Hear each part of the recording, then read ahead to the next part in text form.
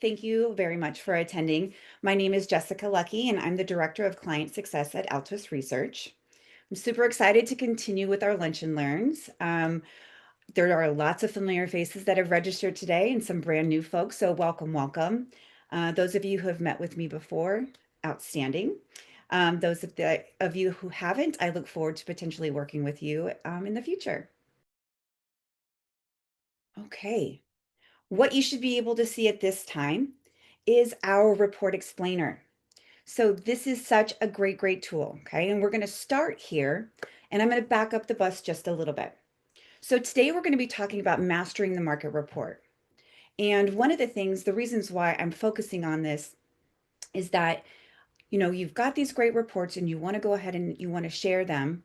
Um, but it's really important that you have a good understanding of what it all means. So first, that's one goal. The other is, hey, how can you incorporate it into your business, right? And that's going to be a big deal too. And so Altos, again, um, we focus on how's the market now? And that makes us unique. So one of the questions that you might have looking at the report is what makes this different than other reports out there, right? Well, it's unique because we answer the question, how's the market now? There are plenty of other market reports out there, and in fact, they're all great resources, right? But they are typically updated monthly, and they also use sold data, and both of which are really great resources and needed, but it answers a different question. It answers the question, how was the market when a property sold? And what we want to do is we want to have you be the market expert, right? We want you to be the market expert in what's happening now. We want to be able to provide leading indicators as to where is the market headed, not necessarily, hey, how was it last month? Okay. And so that's what makes us really unique. We update our data weekly, right? So stop capture Friday, process the data over the weekend, and publish on Sunday afternoon. It's awesome to be able to do that, right? So we update them weekly. Now, one of my things, the things that I think is so important is that we take that complex data and put it into an easy to understand format. So it's really important. So one of the things that inspired me to do this session was also not just to understand it, but understand that you as a professional are being having to deal with a lot of emotion. There's a lot of stuff going out in the world, right? And so a lot of people are feeling a lot of things. There's a lot of anxiety about multiple topics out there.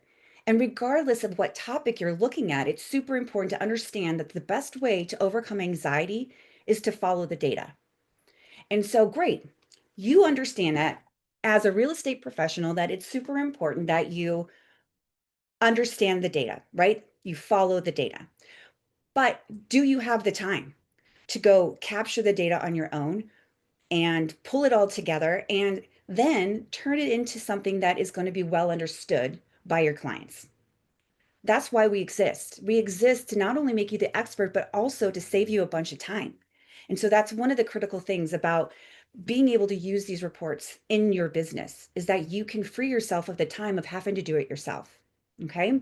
And so that's really great. Now, we know that you deal with a ton of different personalities, right? You've got engineers who will eat up the numbers.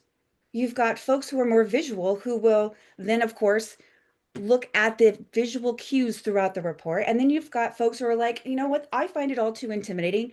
Just tell me like it is. And with our reports, we take all of the data, we create a narrative so that those can just read what the market is, what's going on in the market. Okay. And so that's what makes these reports so great. Now, we provide reports at county, state, county, regional, city, zip. Okay. Now, what you're looking at here is what I call the cheat sheet. This is a high level overview of the components that make up the market report. You've got the market action index, the real time market profile, all of which we will be going over. Now, what makes this really great is that we've got this outline. We have all of the statistics, the definitions, and why the heck we care. And so this tool can be helpful for you, but it's also amazing for all of your clients. Why? Because people will not ask questions about what the statistics mean. They don't want to admit they don't know. And so if you're going to share this report, which I hope that you do, follow up with this report explainer. Now, Jeff, Amanda, they're going to go ahead and drop it in the chat, so be sure to download it. But I will say, if you have an Altos account, it does exist within your account. Just go to help and then find that report explainer. Okay. Now, before we move on into the report itself, I did want to point out that, remember, we want to answer the question, how's the market today? But we want to provide leading indicators of change. So what are those key leading indicators of change that you can monitor over time?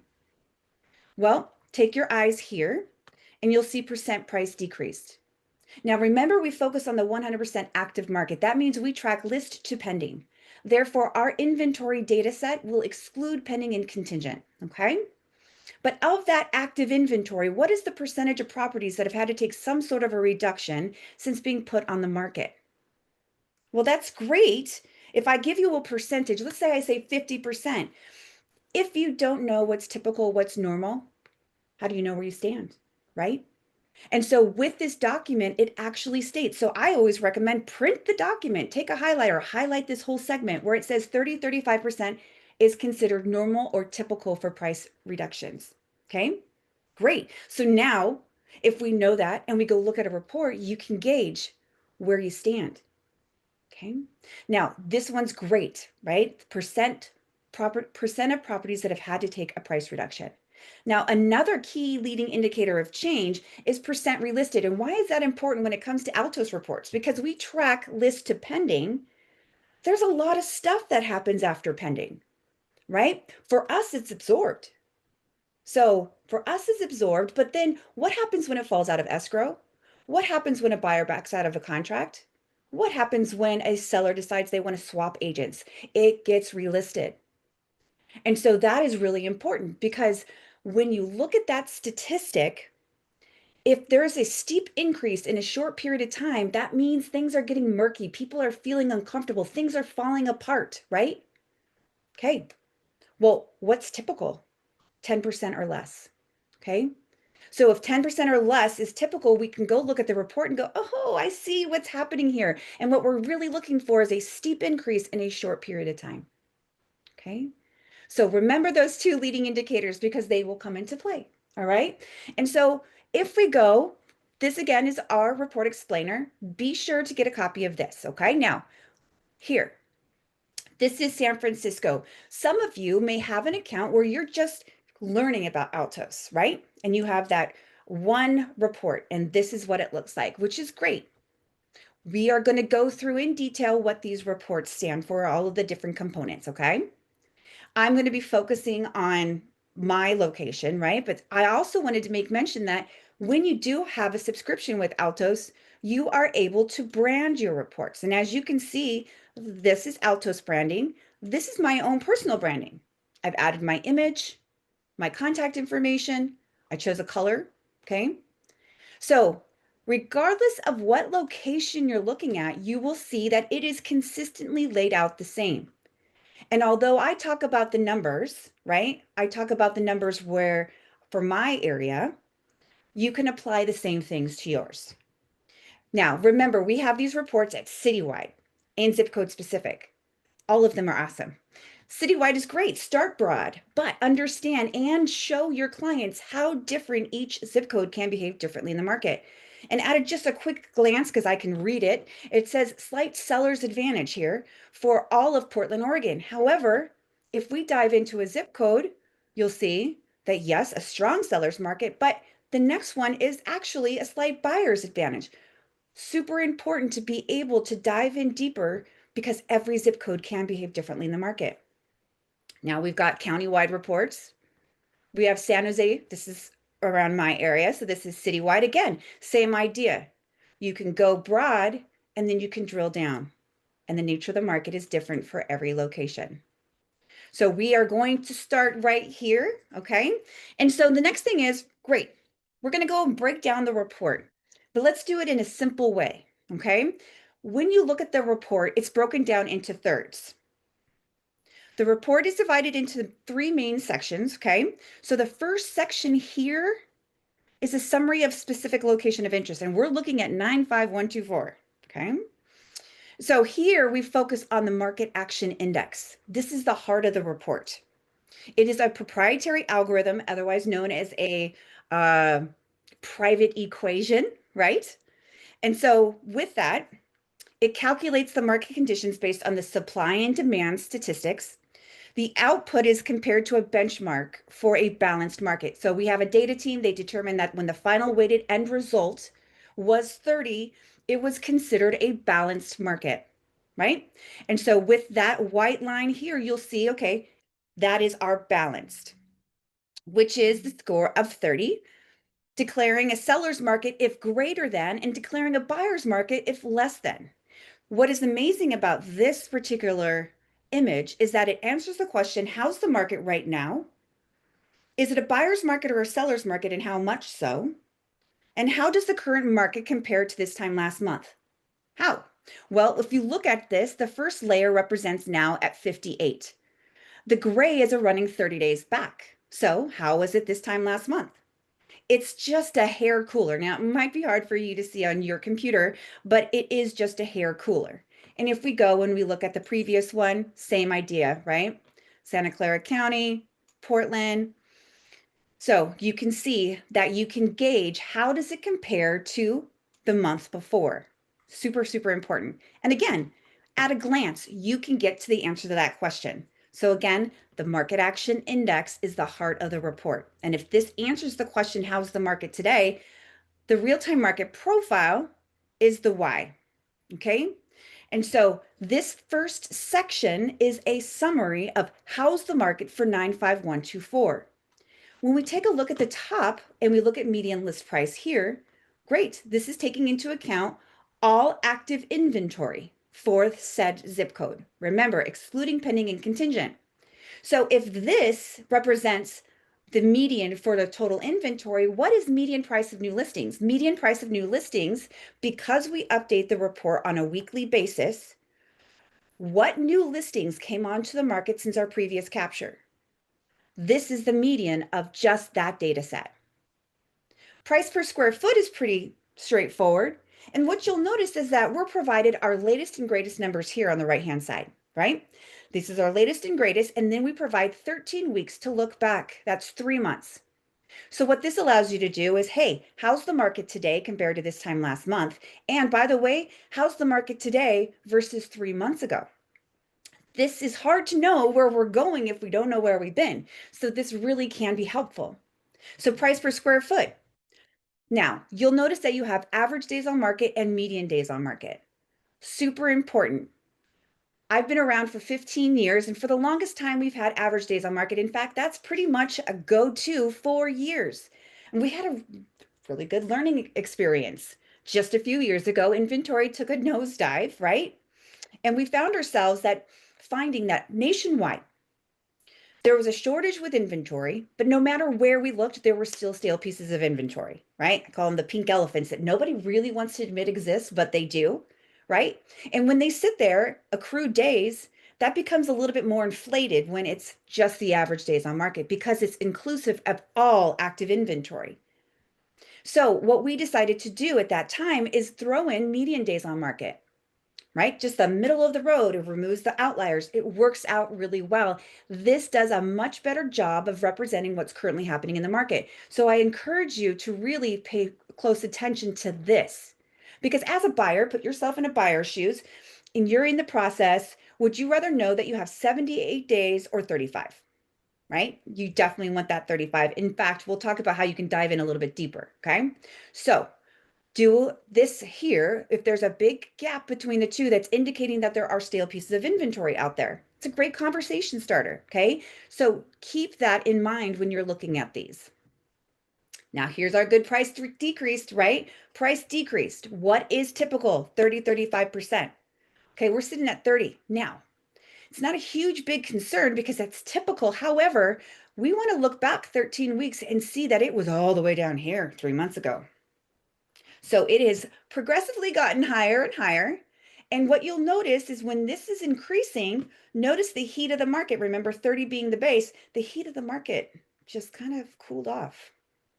So you can see that there is a correlation between the two. Now, a perfect use case for price decreased is working with sellers. And out the gates, you can include them in understanding the market by saying, hey, of the active inventory, 30% of that active inventory has had to take some sort of a reduction since being put on the market. We want to make sure that we don't participate in that. I want you to pay special attention to this percentage. We want it to make sure that it stays the same or goes down. If this were to continue to climb over time, we may have to come back together and talk about the price of your home. You're removing the emotion, right? And that's super important in conversations. You are empowering your seller to better understand the market as you work with them moving forward. Supply them this report on a weekly basis. Have something to look at every week, and they will be in tune with what's happening, and there will be no shock and awe if, in fact, you have to take a price reduction. Super valuable. Okay. Now, relisted 14%. Okay. Well, what's What's typical? 10% or less. What we're looking for, a steep increase over a short period of time. Well, look at that. Okay. 3% to 14%. Pretty close, right? So things are getting a little bit muddy. Things are falling out of escrow. So that's what you want to pay attention to. So 14%, again, you're seeing a cooling effect in the market. Inventory. Back here, mid-March 25, we're at 50. Okay. And it's continuing to climb. We've got our rent, and then of course our market action index. And hopefully this makes more sense. You can look at this and go, aha, look how hot it was and how much it's cooled off. Okay. So again, this is a summary. Moving forward, the second portion of the report is really historical data, but it's more than just that. We've talked about leading indicators of change as far as statistics are concerned. But with this, it's not just median list price for over 5 years. It is over 5 years, and we are looking at list price. You'll notice that there's a 7-day and a 90-day. The 7-day is, again, that update week after week over 5 years. Of course, it's going to be noisy. If you put your cursor over it, look at that noise. And so because of that, we wanted to make sure that we provide something that's a lot easier to see. So we came up with our 90-day, what we call our trend. How do we do that? Well, we take the 13 weeks here and average it out. So that is what our 90-day is. It's taking this and averaging it out, okay? So you highlight this and you can clearly see. So if we turn this off, which you can see that you've got the diamond here represents now. This is, hey, this is now. This is how it compares to this time last year, the year before, so on and so forth. And down here was when COVID was hot, right? That's what was going on in our life then, okay? So the 7-day. All right, so why? If the 7-day is so noisy, what's the point? Why even have it? Well, it provides leading indicators of change. Super, super important, right? Because what this is saying is that prices are falling. Is that the case? Nope. It's starting to level out. Okay. That is insight that you want to be able to have. You want to be able to do a little bit of predicting or be in the know so much that you can guide your clients to making better decisions. Well, you are not stuck with just median price. You can come up here and talk about inventory. So inventory over the years, right? So again, turn off that 7-day. Woo! Look at that roller coaster ride. Look how low it got. Remember? Those of you who were in the industry at the time, it was wild. And then you saw this big uptick, right? And that's when we saw interest rates change. And of course, the sky was falling, right? If you didn't have the reports, you did feel like the sky was falling, the market was crashing. And reality was we took our foot off the gas. Okay. So super important. Now, if we go to the end of the line, you'll see, wow, look at the steep increase in inventory. Okay. The trend is indicating that, hey, inventory is rising. Is that the case? Turn on the 7-day. Nope, it's leveling out. Okay. So interestingly enough, all of it's really important. You can go and change the statistic to whatever you'd like here. Now, one of the key things that I love this for this particular area also is market segments. So with market segments, this is super important because we're going to go ahead and break down the inventory into 25% segments. What that means is we take the inventory listed from most expensive to least expensive and then divide it by 4, right? So if we select this, there are 4 lines, 25% of the market. So most expensive 25% versus the least expensive 25%. And it'll be hard for you to see, but the range is 2.9 to 1.5.